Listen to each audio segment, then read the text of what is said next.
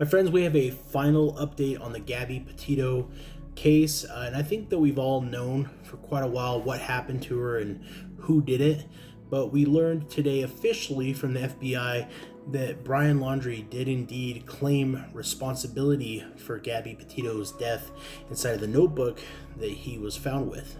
So in its final report into the investigation of Gabby Petito's death, the FBI wrote that Brian Laundrie claimed responsibility for his fiance's death in a notebook that was found near his remains.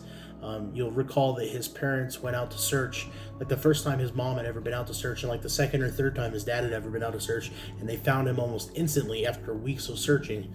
Her body was, of course, found in Wyoming in September, and Laundrie's body was found in Florida in a reserve weeks later after that had happened. The FBI in Denver, which led the investigation, said that a notebook, a backpack, and a revolver were found near the remains that were later identified as Brian Laundrie.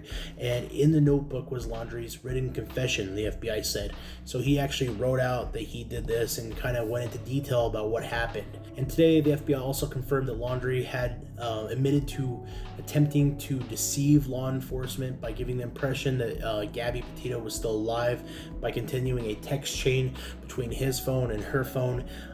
And some justification into why he used her debit card while driving alone all the way from Wyoming to his parents' home in Florida is to create this trail that made it look like she was still out there.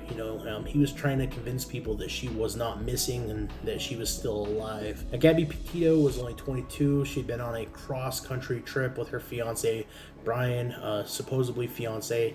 Her family reported her missing on September 11th. Her body was then found in the Spread Creek dispersed camping area in Wyoming, where she and Laundrie had been seen together just 7 days prior to that point.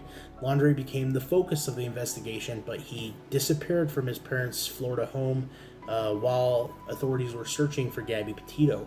His remains were eventually found after many weeks of searching on this long manhunt to Carlton Reserve, and the media was going crazy. There was all these theories. You'll remember the theory that he was hiding in his parents' garden bed and all this other stuff we've talked about.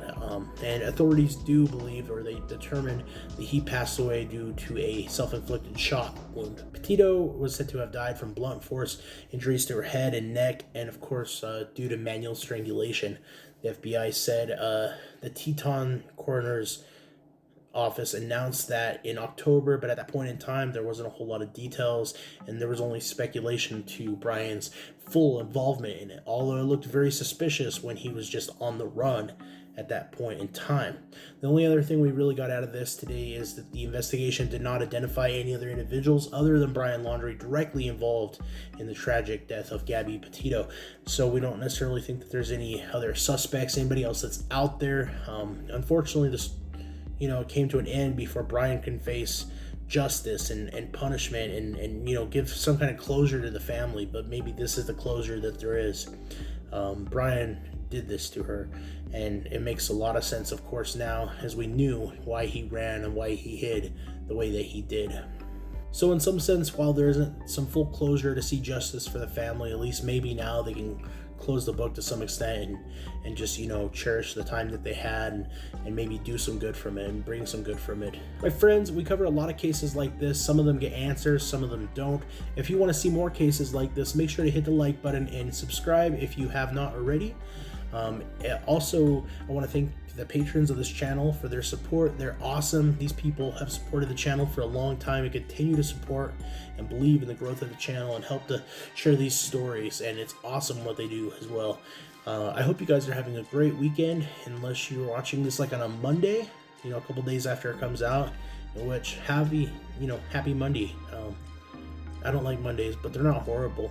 So if it's Monday, if it's a weekend though, happy weekend. I'll talk to you guys again very soon. And as always, my friends, adios amigos.